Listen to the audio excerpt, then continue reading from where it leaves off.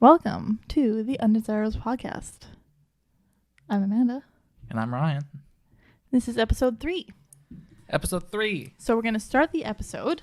We got some Harry Potter balls. Harry Potter balls. Is that what they're called? They're Mashems Series 3. Forbidden... what? Forbidden Forest. It's called... Forest 1 Mashems. But it has the... From the Yule Ball.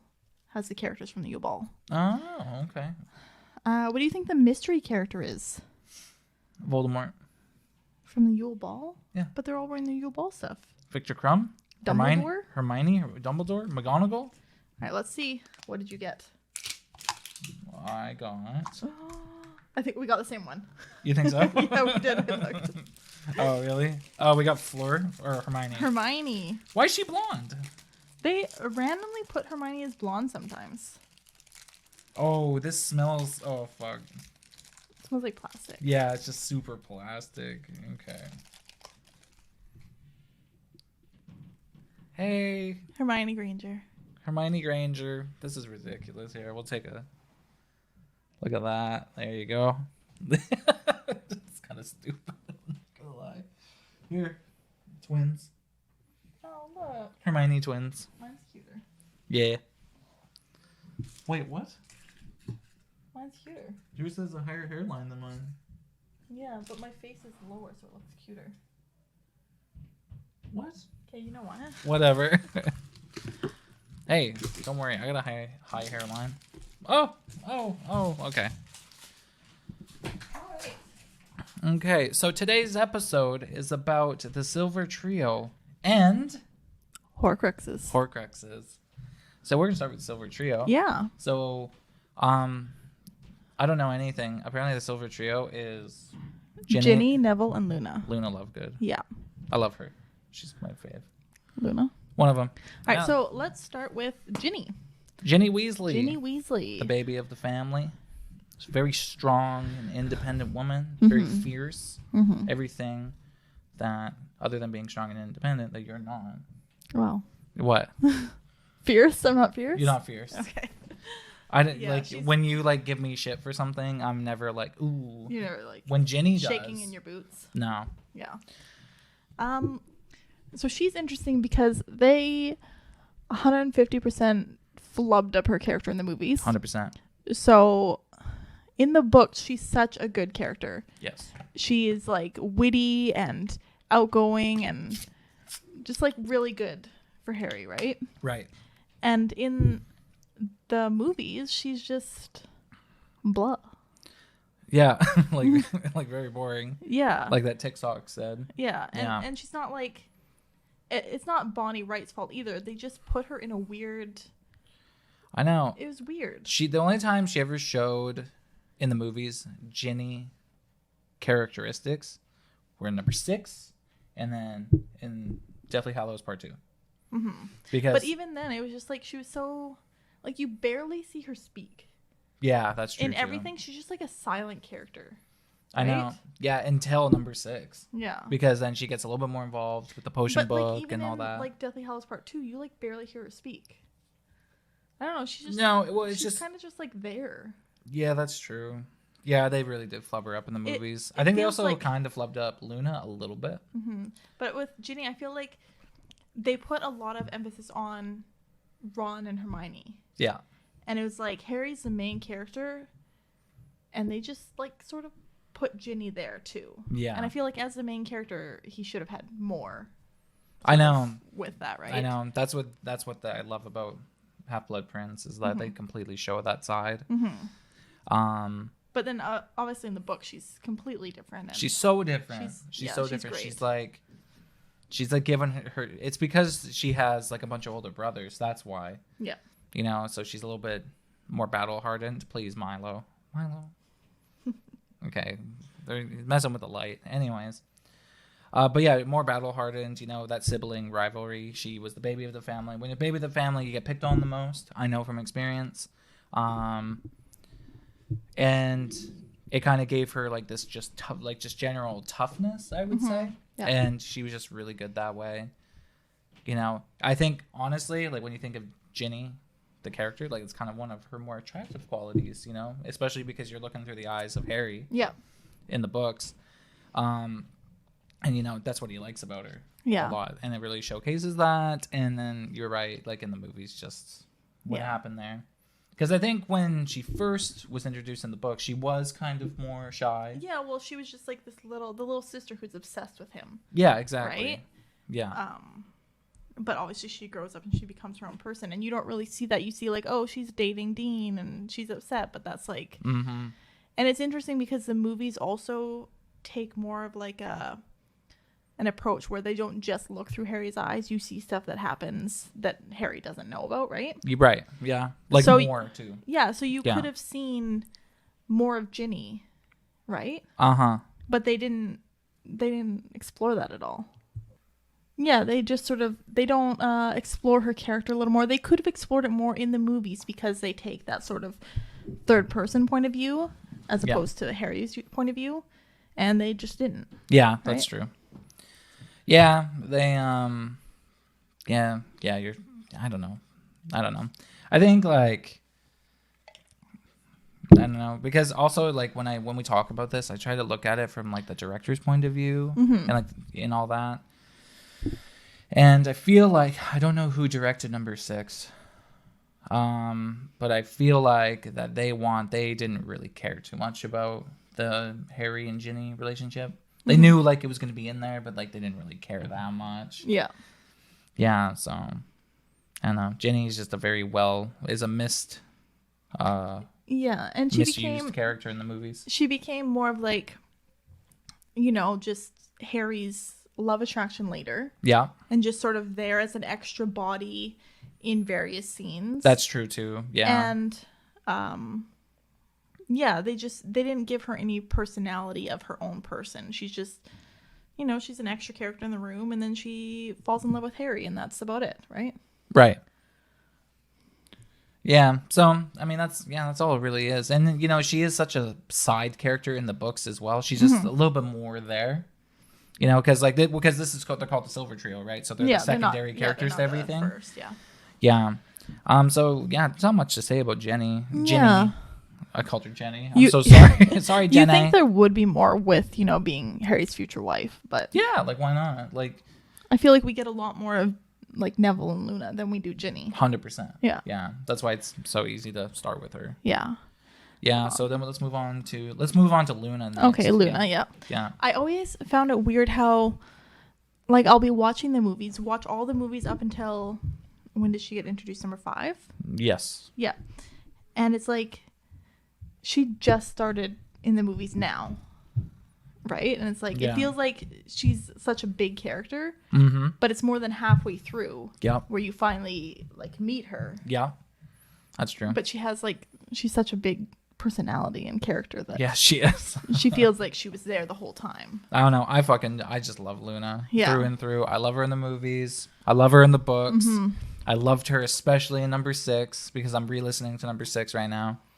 And like when she commentated the Quidditch game, it was great. She's just a great character overall. She's so quirky. She's so quirky and like kind of like loony. Oh, here we go. Loony Luna. Yeah, but she brings a lot to the table. Yeah. She's so smart. I feel like she also subverts that Ravenclaw is only super studious, smart people, right? And they're also like creative and you know, out of the box and whatever. Yeah, she's like a super out of the box thinker, like over the top out of the box thinker. Yeah.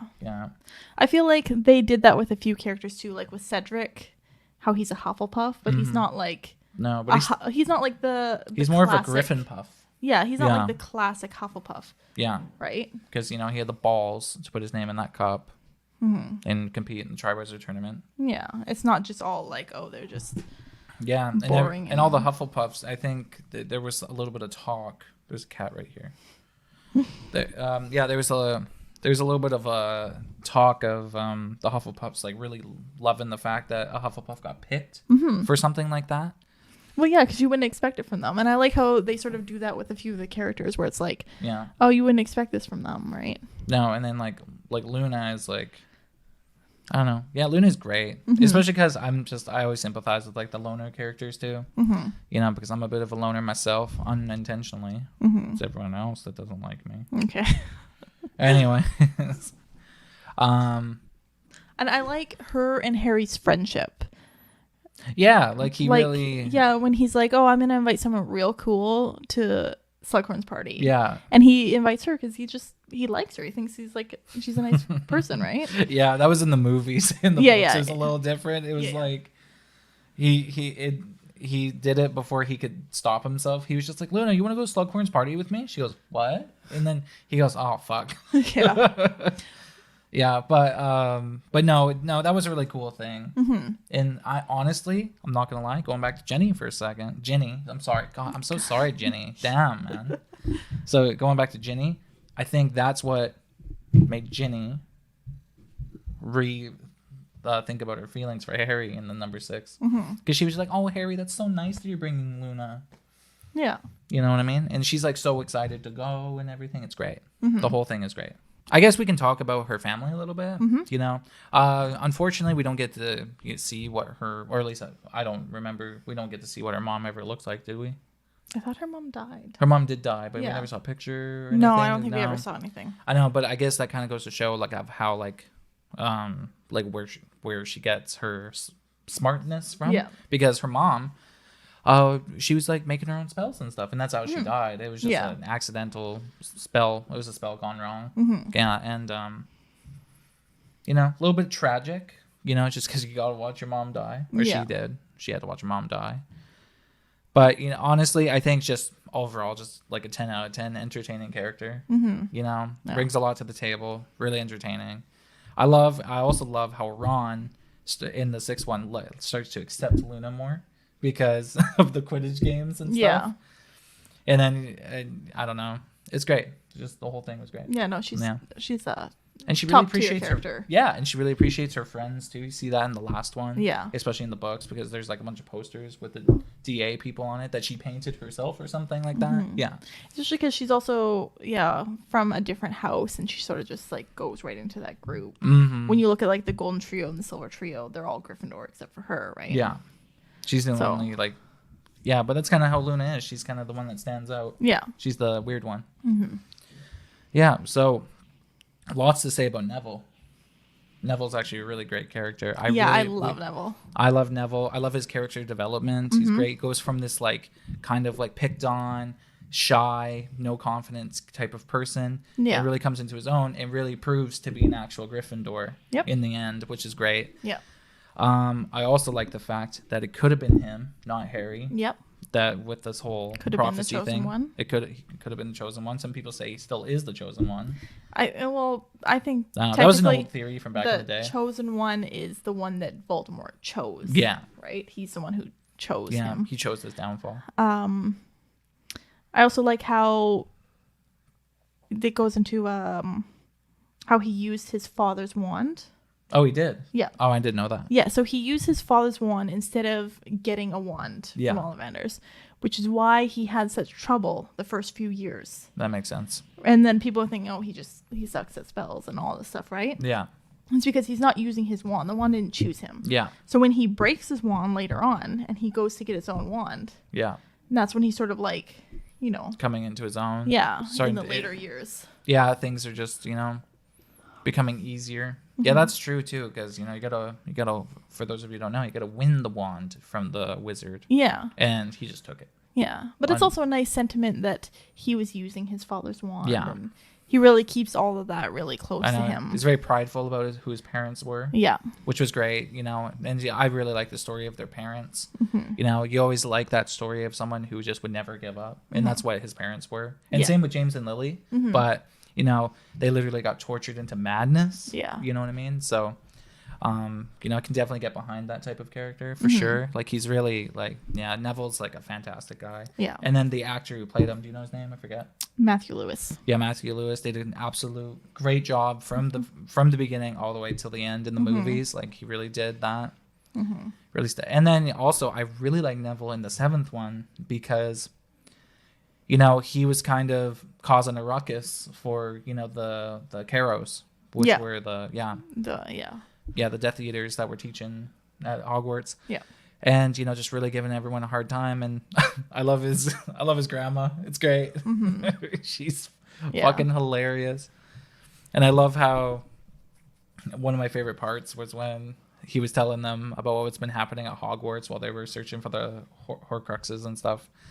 And then he goes, yeah, they figured they don't have a hold on me. So then they sent someone to, go and like capture Gran and then, but I guess they didn't really send out like a very powerful wizard, and he's still in St. Mungo's, still recovering. Yeah.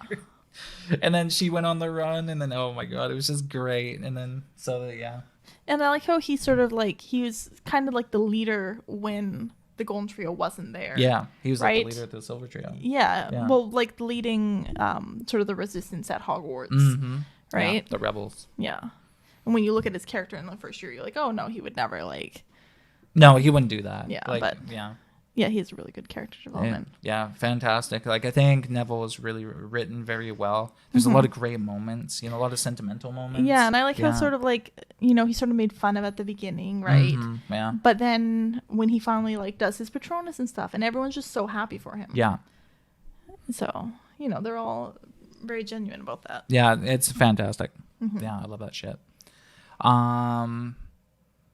What else can we say about Neville? Oh, so let's do a hypothetical. How do you think it would look? Do you think Neville? Do you think the Silver Trio would become the Golden Trio if Neville was the chosen one? I don't know. It's hard to say. Well, I don't think his life growing up would have been much different. No, because he would still be with his gran. Yeah, he would still be with his grandma no matter what, right? So that happened regardless.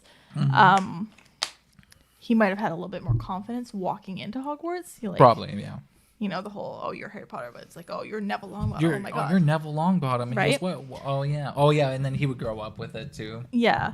I don't think he would have been as cocky as Harry was, though. No. He doesn't seem like the type, right? No. And also, I think we would see a lot of badassery with her more plant-based stuff because he's a really good herbologist. Yeah. Yeah. I read one sort of headcanon where they're like, oh, he's teaching at Hogwarts or something later. Yeah, he is. And kids would be like, oh, he like chopped off Nagini's head and he was like so badass and he took on like 100 Death Eaters and all that. Yeah. And then they walk in and he's like crying over like a plant with a broken leaf. Like, are you sure that's him? Yeah, that's him. He's so he really likes herbology. Yeah. It's great. Yeah, no, he's great. What would have happened? Well, he did go to the Yule Ball with Ginny. Maybe he would have ended up with Ginny. Could have ended up with Ginny. Either that or he had that confidence. Oh yeah, that's Maybe true. Maybe he would have charmed her. It could, and he really liked to dance too. Yeah. Especially if you take it from the movies, like Neville was a really good dancer. Yeah. And that's always, I don't know, you can probably test this. I'm assuming that's an attractive quality in a man. Sure. What if they're a good dancer? Yeah, they sweep you off your feet. Yeah, it's not a bad thing. It's never a bad thing. Yeah, I know. I'm a horrible dancer. Yeah. Would he have become friends with Hermione and Ron? Well, if he had been the chosen one, Lily and James would probably still be alive. Yes. So unless something happened, but and then, what if the roles were reversed? What if Harry's parents were tortured into madness? Let's just say they weren't. Okay. Right. So they would have been alive. I don't know. We talked about this. If Harry's parents hadn't died, like what would have happened? Maybe he would have been in Slytherin. Right. Right. Because he wouldn't have had quite that. All of his parents were, and the Mortars and everyone were all Gryffindor. Yeah. But he wouldn't have had that sort of disposition starting with. Mm-hmm. So he might have been in Slytherin. I know, but he could have still been very easily friends with Ron and Hermione. Yeah. So it's hard to say. Yeah. How they're. I think it would have been quite different just because he would have started with more confidence than what he had. And it makes me wonder, like, I don't know where Godric's Hollow, and even if he would live in Godric's Hollow if he grew up with his parents. Mm-hmm. But, like, would he still have to go to London to take the Hogwarts Express? Does everyone have to go through that? I think everyone has to. Okay, so Yeah. So then on his first day, he could still have met Ron. Mm-hmm. It would have been a lot more nicer. I think Godric's Hollow is still in Europe. Oh yeah, it is. It's like in England. In England. Yeah. So, and Hogwarts is in like Scotland. So I think you have to take the Hogwarts Express. And I think Godric's Hollow is actually occupied by Muggles a little bit more too. Yeah. Especially in the later years. Mm-hmm. But yeah, so like I just wonder. Oh wait, who is his friends? Who is he friends with? He was friends with Ginny and Luna, but that was kind of by Neville. Yeah, Neville. Yeah. Was he friends with like Dean and Seamus? Maybe. Oh yeah, he was.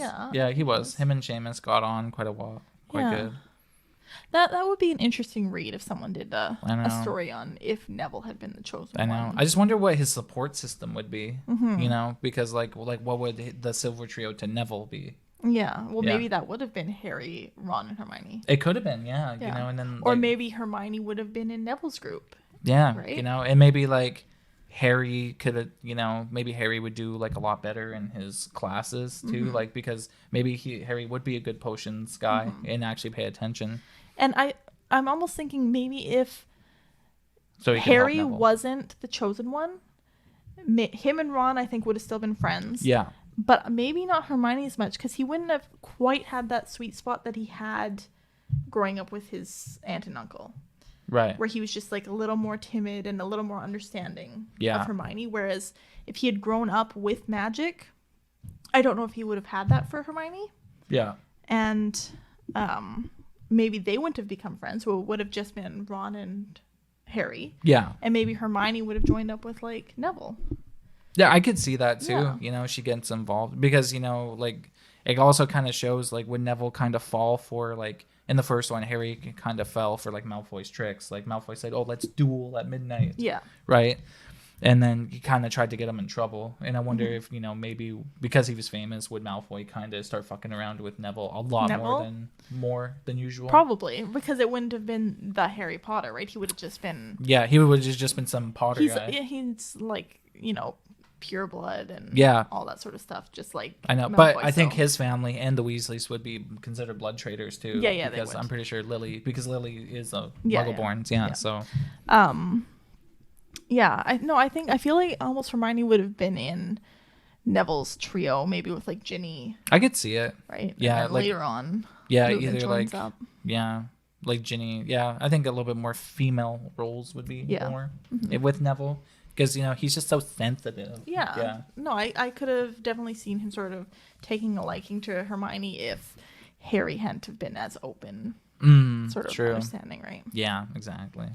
Yeah, because I feel like Harry sort of might have took after his father a little bit more. No, like feels for Hermione because he also grew up with Muggles without magic. So he sort of had that connection. Yeah, they're kind of But if he hadn't have, I feel like, you know, when Ron was sort of being a brat, he wouldn't have quite been as like, oh, but it's Hermione, right? But I feel like he would have just been because there was a bunch of times like when they would have a conversation and then Ron would be like, haven't you heard of this? And then they would both go, no. Yeah. And but it wouldn't have been like that, It wouldn't have been like that at all. So I feel like not much relation. I feel like he might have grown up more cocky like his dad. Yeah, I think so. I think he would have a little bit more of his dad in him. Yeah. You know, I think like because he was Harry was the chosen one. I think he had a lot more of his dad's courage than his dad's like characteristics. Yeah. I think his mom and dad were just both like very brave, and he really took that, and that's kind of what they really focused on in the books. Plus he didn't know anything else about them except that they died for him. Yeah. Right? Until later on. So that's all he knew, and that's all he could take from them was that they were brave. Right. Yeah, so Neville's a great character. I love Neville. Mm-hmm. We love Neville in this top tier podcast. Is that it? Yeah, I think that's it for the Silver Trio. Okay, so as requested by one of our mutual friends, our work friends, Brandon. Hi, Brandon. Hi, Brandon. He requested that we discuss the infamous Horcruxes. So, Horcruxes. Questions, comments, concerns? They're there. That's what they're there. Their stuff. So, we actually have a list over there. Yeah. So the first Horcrux that is that it? Is that it in order? Of when we see them, yes. Okay. I think that's pretty close to how they were made too. Tom's Diary was made first. Yeah, the first one. So let's start with Tom's Diary. Yeah. I mean, it's one of, if The- not the biggest Horcrux, Harry excluded, because it's got a whole story about it. Yeah. The whole second book, the whole second movie. Yeah. It's literally basically all about the diary, right? Yeah. And so that one was created with the death of Myrtle. Myrtle Warren. Mhm. Yep. Moaning Myrtle, for those of you who don't know. Yeah. Yeah, I think the creativity of that Horcrux was obviously, you know, he just had it. I think he had the diary from the orphanage, I believe. Yeah. What to say about it? Like, basically, I think it's interesting because it's like it's the first sort of him dipping his toes into the dark arts, right? Super dark. But yeah. also like, and then he blames Hagrid because he's like, oh, and he's sort of using his you see a lot of his intelligence there. Yeah. In tricking people into learning about Horcruxes, tricking people into thinking that someone else did the murder. Yeah. Right? And he's like, oh, well, Hagrid's not very smart, and he already has creatures like this. He was could have raising easily done werewolves this. under his bed, apparently. Yeah, like he could have easily done this. And Yeah. he really shows his ingenuity I know. with that one. Yeah, for sure. And also, he also had the intention of the Horcrux, like, kind of fucking with Hogwarts again. Mm-hmm. Yeah. And I think he was probably I feel like he was thinking later in life, because he thought nothing was going to happen to it because he's that arrogant. Yeah. That he like it would, like, the memory would gain power and become like a full thing, and then he would have like a little clone of himself, like a younger clone, Yeah. because it would take because apparently it was just a memory. Yeah, you know, created from like dark magic, and then he was taking the life from Ginny Weasley Yeah. to become whole again. Yeah, put it into To become a real person. Yeah. So that would have been weird if like Ginny actually died. Mm-hmm. Yeah, that's pretty brutal. Yeah, Especially because that's like her first year at Hogwarts too. yeah, like, Like- and then you get freaking brainwashed. Yeah. Like, to like kill roosters and fucking write Yeah. shit on the walls, and to stick a killer snake on people. Yeah. That, when you're 11, oh my lord. Yeah. And that's okay, going back to Jenny for a hot second, like, that's kind of what I also like about her. You know, she still has that trauma, like, in the books. It's just like when Harry had the potion book, she was just like, she goes, wait, you're like dipping your nose in a book all the time. Yeah. Like, bad idea, dude. Yeah. Right. We've already been down that road. Yeah, Come on. exactly. Yeah. And then, yeah, so definitely and what did Dumbledore say? He said the diary Horcrux was the most handled in the most blasé way, he said. Mm-hmm. Because, you know, like, he gave the diary to Lucius Malfoy and said, here, hold on to this for me. I'll give you instructions later. He then has the killing curse rebounded on him. He goes away. And then Lucius Malfoy uses it for his own personal gain, because that's the whole. It was all Lucius Malfoy, because he put it in one of Ginny's thing, books, and it was in the book. It was in one of her books, but then Yeah. in the movie, it was her cauldron. Cauldron. It was a bucket. I'm not joking. And then Harry called it a cauldron. Okay. What the hell was I gonna say again? And then also, Tom's diary is used to free Dobby. That's true too. That was also a big key player into Dobby becoming a free elf. Mm-hmm. You know, he was a free elf for, let's see, 5 years. Poor guy. And then people also connect all the Horcruxes to the 7 main kids, right? Yeah, And so obviously Tom's diary connects to Ginny. that's true. Yeah, because I guess if like each thing Sort affects them in one way. What's the ring? Who's the ring involved with? That would be Draco. Oh yeah, because It affects his storyline in some way, or like it has something to do with him, or they're the one who like discovers it or something, right? So we can go on to the ring next. Yeah, very cool. I really like the story of the Gaunts. Mm-hmm. I really like. I don't know. I just really like. I think my favorite part of that, like, I'm kind of twisted sometimes, and I really like when Tom Riddle actually goes to the Gaunt's house and he meets his uncle. Mm-hmm. What's his uncle's name? Morphin. He meets Uncle Morphin, and Morphin was wearing the ring, and he realized that his closest family, or what would it be? His most like less distant family, I guess you would say. Like his uncle and his mom were like kind of shit, even though they were magical blood. And so he killed his uncle because, he killed his uncle. No, he didn't. He didn't kill his uncle. No, he kills his dad. He kills his dad and his family, and Tom Riddle Sr.'s family. That's right. Yeah. And blames it on the uncle, and then steals his ring. Yeah. That's what happened. And I think it was, and also was something we can talk about. This is going to be a little bit morbid, but we can also talk about like who died to make what Horcrux. And I think that one was the dad, wasn't it? His dad. Yeah. Yeah. Oh yeah. And then also we can talk about, how do you think a Horcrux is made? We'll talk about that after. Okay, you don't have to yell at me. Anyways. Yeah. So and then how does Dumbledore get the ring? Dumbledore gets the ring by going to the Gaunt Shack because he got the memory. He was able to go to Azkaban and get the memory from Morphin about Tom Riddle.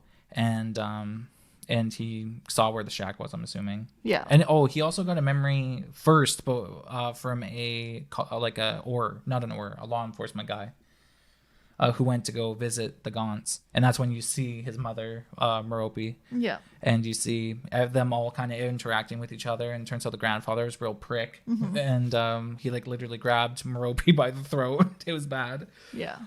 And then this law enforcement guy. So that's the first time you ever see them. So Dumbledore knew about that a long time ago. And then he got the memory from Morphin. And then on top of that, he, I think later in year 6, he went to the Gaunt Shack. And he said, that'd be a good place to look. And as I mentioned before in the last one, he can see magic. Yeah. So he probably saw where it was concealed. And it was actually, I do believe that one was the least concealed out of all the Horcruxes.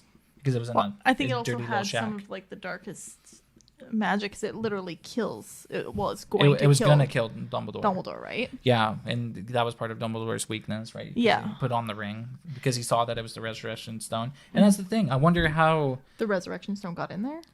Oh, that's right. It was passed down because I forgot that the middle brother was a descendant of Voldemort, or other way around, or whatever. Yeah, that's my bad.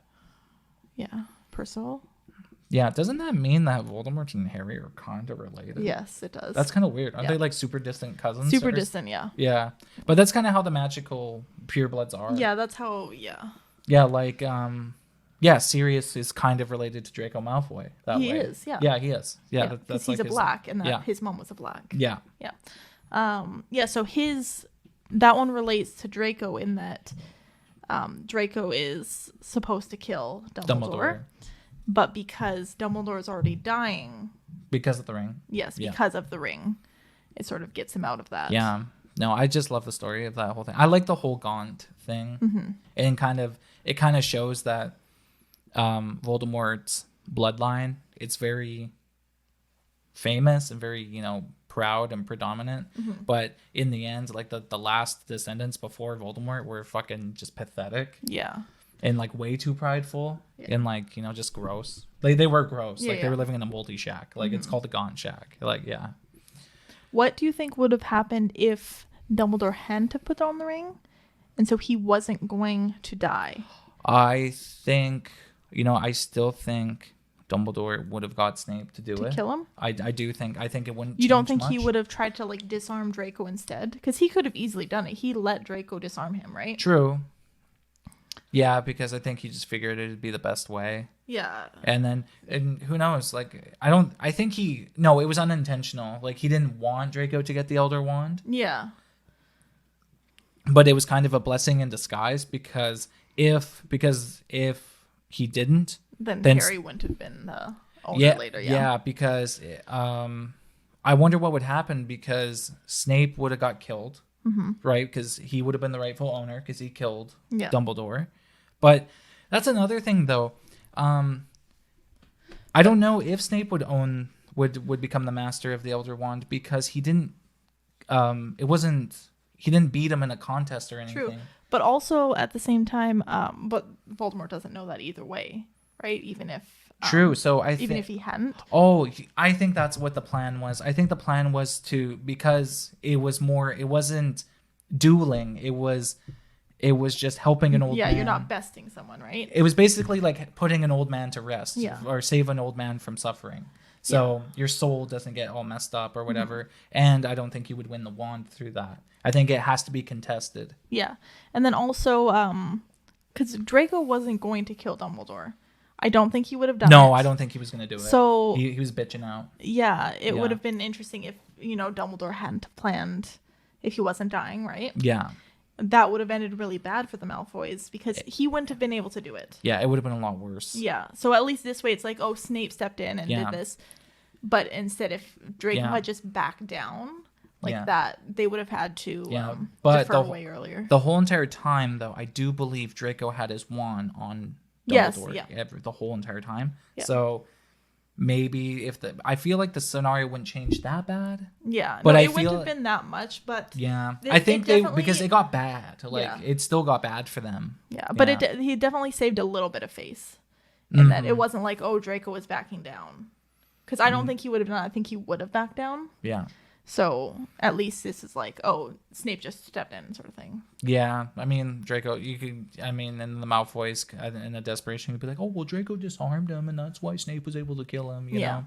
You know what I mean? It's just a lot of that. Yeah. Okay, next one. Yeah, Slytherin's Locket. Slytherin's Locket's the next one we see, which is when Harry and Dumbledore go on a little mission.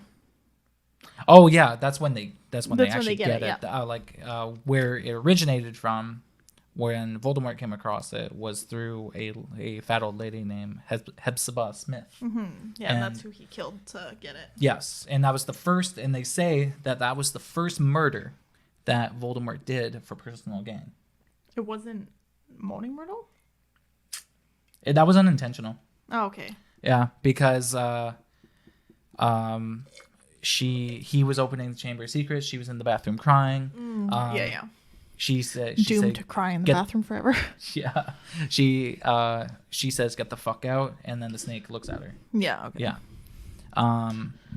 But for the locket, that's where it originated from. Yeah. And then Harry and Dumbledore go on that expedition. Fucking oh my god, that was played so well in the movies. I really hate seeing old people suffer. Yeah. And that was rough. Yeah. And it was like Dumbledore, and that was even worse. Yeah. Yeah, but very well done in the movies. Probably the highest protection on any Horcrux other than the Goblet. Yeah, but even then, like... Oh, Nagini was pretty protected, too. It took way longer to destroy the locket. Well, they didn't know how. But yeah, I guess if they had known how, they destroyed the cup first, then it would have been... Yeah, I wonder... But there wasn't as much, like, fight back from the Goblet as there was the locket. No, there wasn't. Well, because they didn't... Obviously, they weren't going to fucking drink anything from it. Mm-hmm. Because the Goblet is Hufflepuff's Goblet. Yeah. And what is it? It has a magical property, and like if you drank from it, something would happen to you. You get stronger. But they weren't gonna ever do that. Yeah, they weren't gonna do that. It would probably just turn whatever liquid to poison. I bet you anything. Mm-hmm. And then Slytherin's Locket just made you miserable if you wore it. So all of the things so far had some sort of personal, importance to them. Besides, I would say the diary. I mean, he got it when he was younger, but it's not like an important item. Well, the locket, like the ring. He felt like it was rightfully his. That's why he killed Hepzibah Smith. Yeah.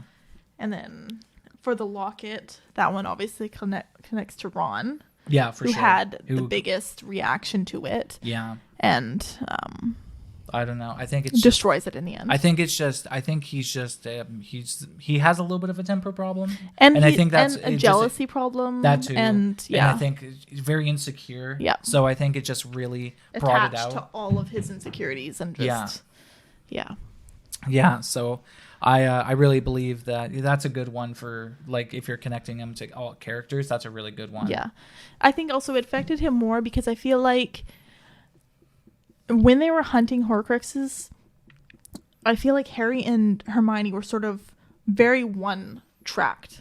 just like Horcruxes, that's it. Yeah. Harry's trying not to think of people dying. He's trying not to think of Ginny. Yeah. Hermione's just trying to figure out where all the Horcruxes are. And Ron is thinking like, what if they're in love with each other? What if all my family's dead? Like all of this, right? I feel like that sort of, you know, not to be rude, but relates to how he's not the brightest. Yeah. And so he sort of, his mind would go other places besides just thinking where all the Horcruxes be. Because I think his thing was, I think in the beginning, him and Hermione had this agreement where they're like, you know what, like we can't let Harry do this alone. He's our best friend. And then that's kind of like his loyalty was there. Yeah. I think truly, like he just didn't know what he was signing up for. Yeah. Like, I think in the beginning, he knew it would be dangerous. He said, oh, but we've done this before. But no, it was extra dangerous. And I think he maybe thought he might have had more to offer. Yeah.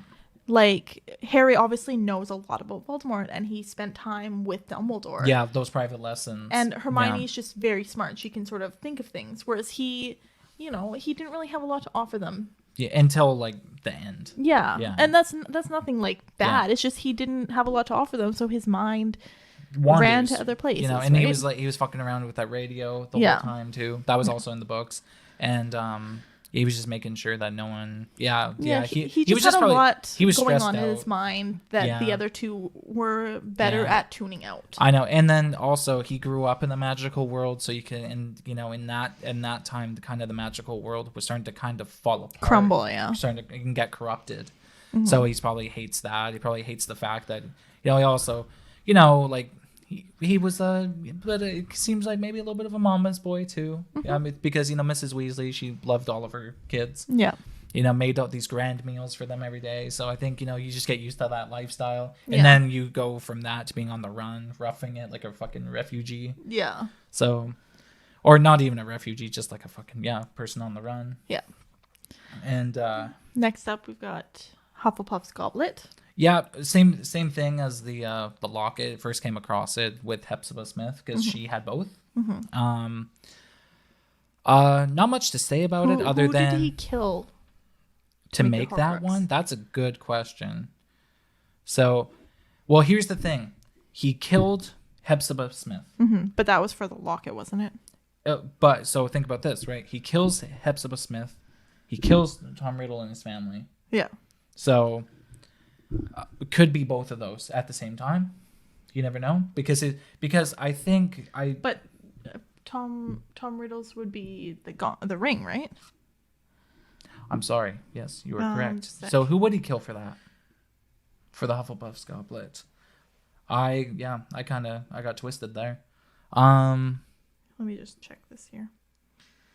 Yeah, so he kills Hepzibah Smith. So did he make it? He must have made a Horcrux off of Hepzibah Smith's because ring, Hufflepuff's cup. It could have been some random appeared at once. Hepzibah Smith. Spoilers. Blah, blah, blah. If you're watching this podcast, it's spoilers, man. No, it says the cup was made a Horcrux with Hepzibah's death. Okay, so the cup was. So the locket made another Horcrux by killing a random homeless muggle. Oh, really? Yeah. Oh, okay. So the cup was actually the Hepzibah Smith. The goblet. Oh, that's kind of stupid. Yeah, the goblet was because they always said like, oh, he would save like a particular murder for making a new Horcrux, but maybe he wanted to make a bunch and then he would start doing it for the final one. Like it was like really quick after. He was like, I'm gonna make another one. He was also young. He was like 8. He was like this was 18. Right at the beginning, right? Yeah, he was 18 when he did the whole Borg and Birds thing. And so the goblet was just kept in Bellatrix's vault. Yeah. And then we relate that one to Hermione. Yeah, in that she had, well, first of all, she's the one who destroyed it. She just destroyed it. But she also dressed up like Bellatrix. Yeah. To get into it. Yeah. She was also tortured. And also, I think in the movies, they do a really good job. She also was just like, that sword is supposed to be in my vault. What else did you take? Right? And I think Hermione kind of got the short end of the stick on that one. So yeah, she definitely I know had a rough day there. Yeah, that was rough. Go at it. Yeah, so and it was all for that fucking cup because of that cup. Yeah, so, because of that cup. Yeah. Goblet. Yeah, there's not much to say about the Goblet. No, it's just kind of more there. Yeah, they do a it's grand one of heist. the one where it's not like, the diary has the whole movie and the whole book, whereas the Goblet's kind of like, they dress up for it and everything, but it was just like, and the locket got a good chunk of the movie too. We got the whole first movie actually. And plus, by the time they get to locket, destroy the Goblet, they already know how. So it's not like this whole like it's figuring not like, out how to it's do not it. like how do we do it? Yeah. And same thing with the diadem. With a diadem, is that how it's pronounced? Diadem. Okay, so which is the tiara. Yeah, They say diadem. Rowena in diadem. movies. Diadem. I don't know. Rowena Ravenclaw's lost diadem. Yeah, but that's an interesting story because Tom Riddle became friendly with what's her name? Helena Ravenclaw. Yep. Yeah. The Grey Ghost. Grey Lady. Grey Lady. Yeah. And somehow he like coerced her into telling the story of how the Baron like killed her in Albania. Well, I'm sure. What age was he when he did this? I think he got the information when he was younger. When right? he was younger, there. And then I think after he killed Hepzibah Smith, he took off. That's when no one saw him. Yeah. And then when he came back into the world, he was then looked totally different and was Lord Voldemort. Yeah. So I think a long time passes between when Tom was in school to when Harry's in school. Yeah. So I'm sure it would have been a lot easier to talk to her. She was probably a lot friendlier back then. Oh, definitely. And so, he built a nice rapport he was really good her. at wooing people, especially ladies. You could definitely see that his intelligence and and his charm. And he's also handsome. Yeah. So that helps a lot. Because if that were me, like she would be like, "Go away." I'm like, oh, "Okay." So I'm sure it was pretty easy for him. Yeah, oh yeah, for sure. Get some information. She never thought that he would use it in the way that he did. No, and then I think she kind of knew what he did, like he defiled it with dark magic. I love that line. That was like in the movies. That was great. Yeah. But yeah, he did that, and then she's just like, "Oh, never again! Like I'm not opening up to a student," and that's why she was so apprehensive with Harry. But they had to get the plot moving, so then she finally just did it. Yeah.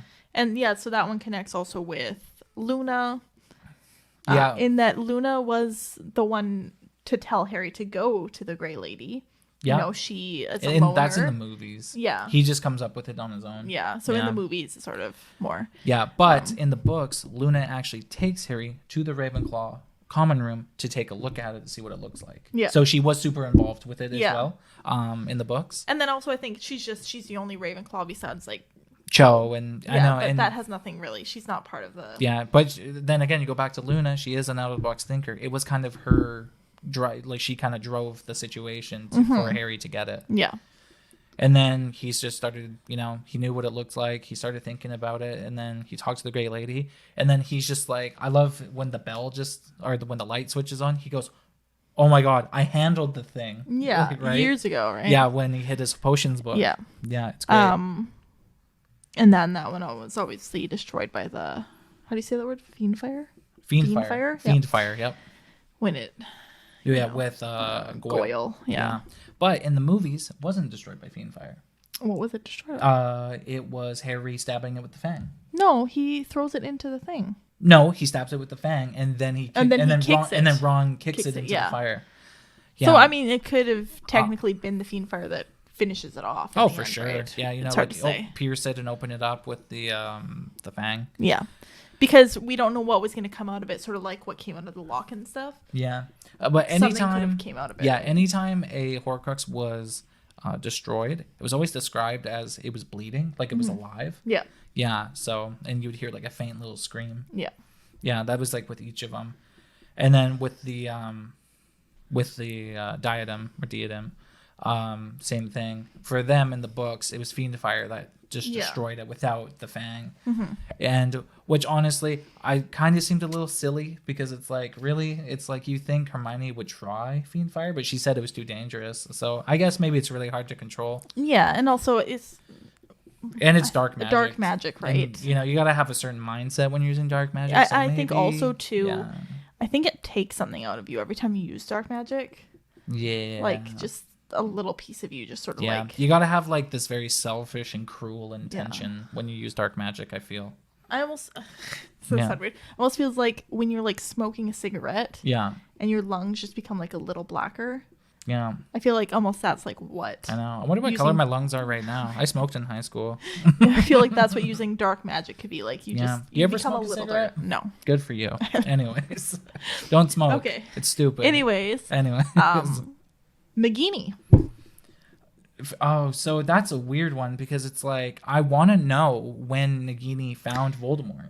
She found him in Albania before he came back. Okay, so she was a lot newer.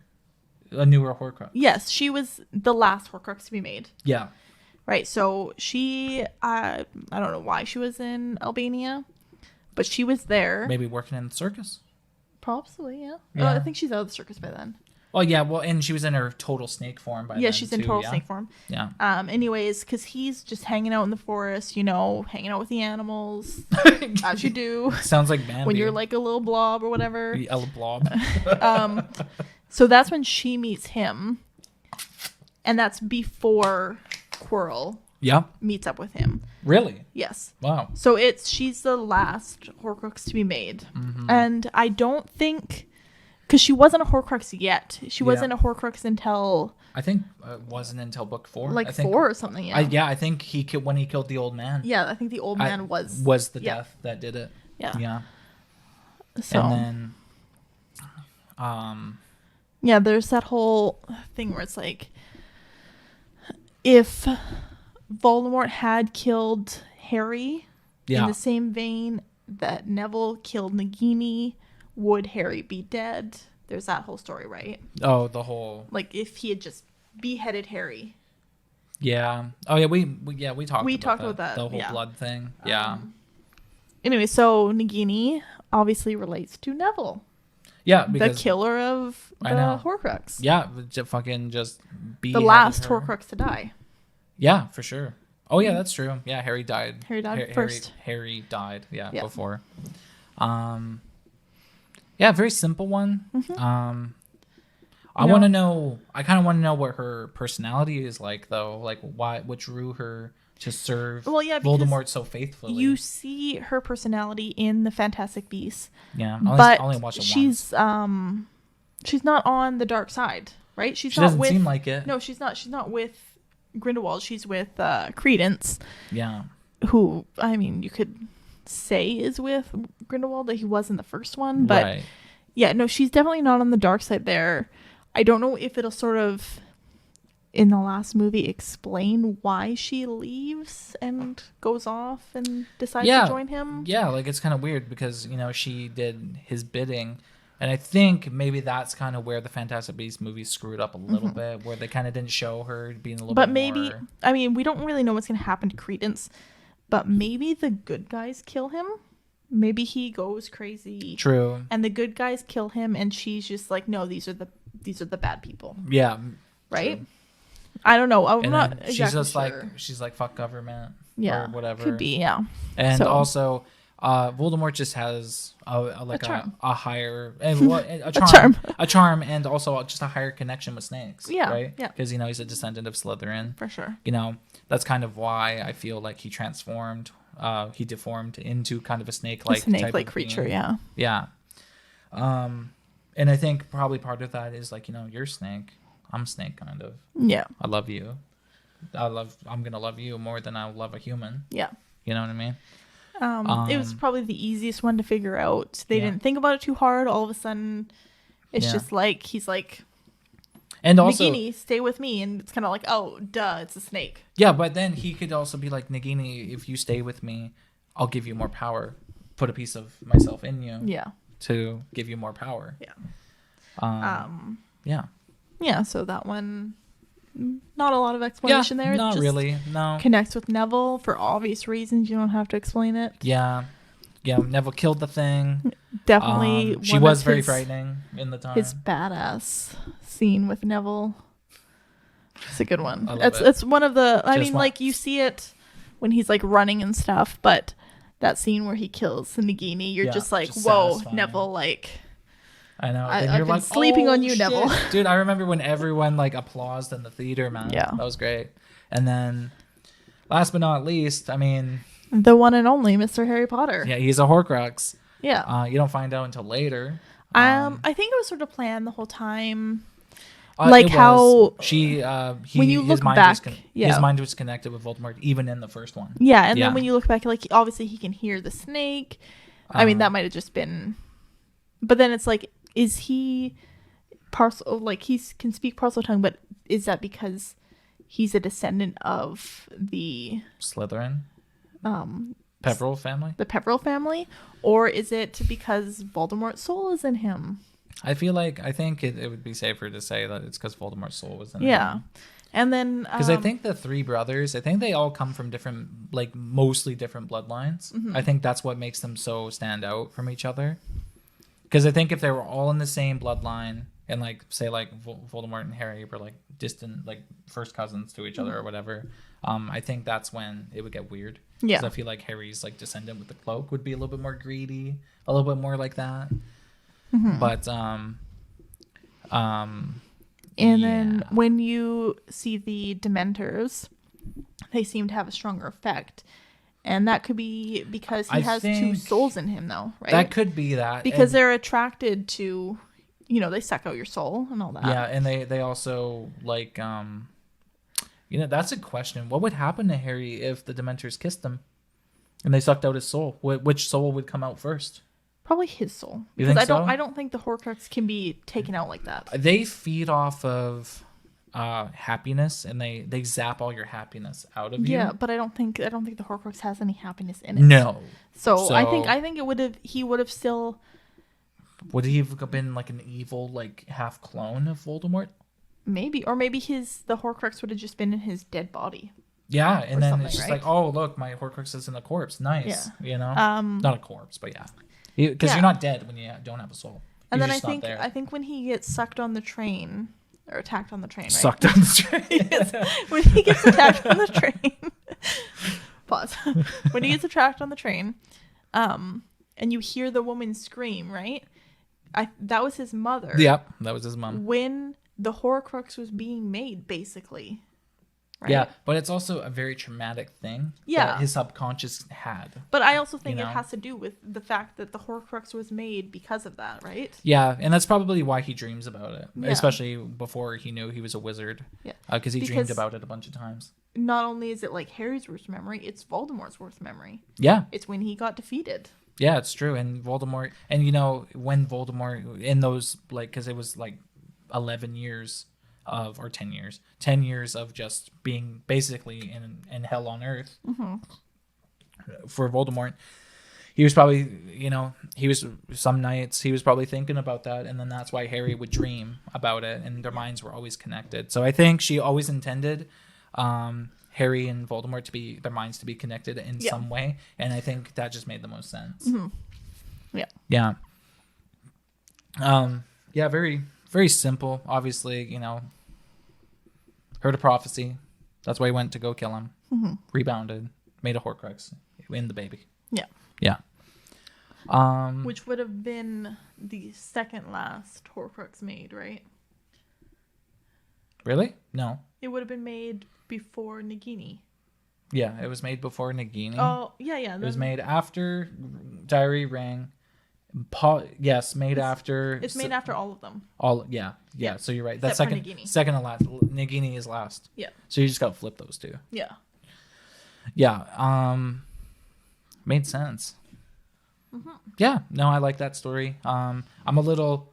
I really hope the whole theory of him being invincible. It's got a lot of weight to it, but I hope it's not true because it kind of ruins a lot of it. Yeah. No, I don't think it is. I think. Yeah. I think if Voldemort had just put his pride down a little and killed Harry with a non-magical object, Harry would have died.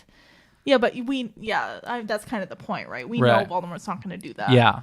It would have been too easy, and Voldemort's he's got way too much pride for that. He wouldn't have done it. Yeah, absolutely. Stoop down to those muggle levels, right?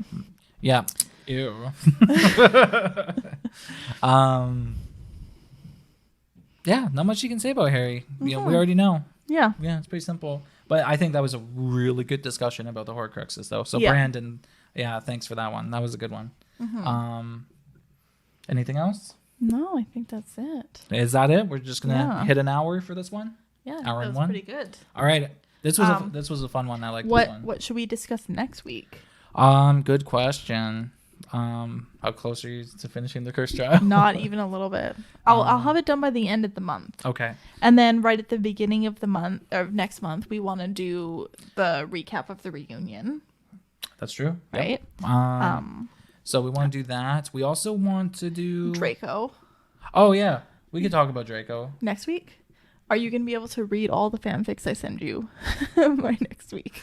I can get Taya to read them to me. Well, how about I send them to you, and whether you get them done next week or after that, will sort of dictate what our I don't know. Are we dedicating a whole episode to Draco? Well, not just Draco. It'll be like ships. Like this. Yeah, it'll be like ships. Okay. All that sort of stuff. Yeah. Because we can talk about ships all we want. I know. But okay, you have to go into this knowing that I know 110% that I'm wearing rose-colored glasses. Yeah. When I'm looking at him. Okay, good. Right? Like I know what the actual book Draco is. But yeah, you got to put on your rose-colored glasses and just wait, so I have to be blindly in love with Draco too? No, but just like wear some nice tinted glasses when you read about him. So Jesus. I will send you that stuff. I can probably do it like tomorrow. Uh-huh. And whether you finish it or not. Okay, you're sending me a maximum of 3. Okay. Okay. I'll pick the 3 best ones I can think of. Okay. Okay. Because I ain't gonna be spending like a month reading. No. Because and I'm not a reader. They're not even that long. Okay, good. So I want some dirty ones. I want some clean ones. I want some good ones. Okay. I'll do a whole mood board, some fan art. There you go. And so next episode, let's plan on ships. Okay, so talking about ships. Comment what your favorite ship is from Harry Potter. Mm-hmm. Yeah. Are you team Ron and Hermione, Harry and Ginny? I'm team Harry and Hermione. No, we will talk about that. I'm team Ron and Hermione. I like Ginny and Harry. Who else do I like?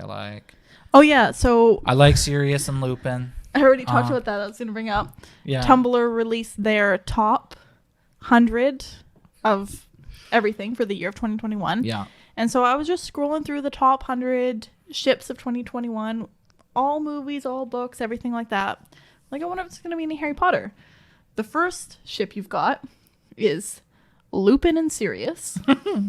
The next one right below that, Harry and Draco. Damn. About halfway down the list, you've got Hermione and Draco. And then near the end of the list, you've got Lily and James. Damn. So we've got no Harry and Ginny on that list. That's pretty funny. No Ron and Hermione.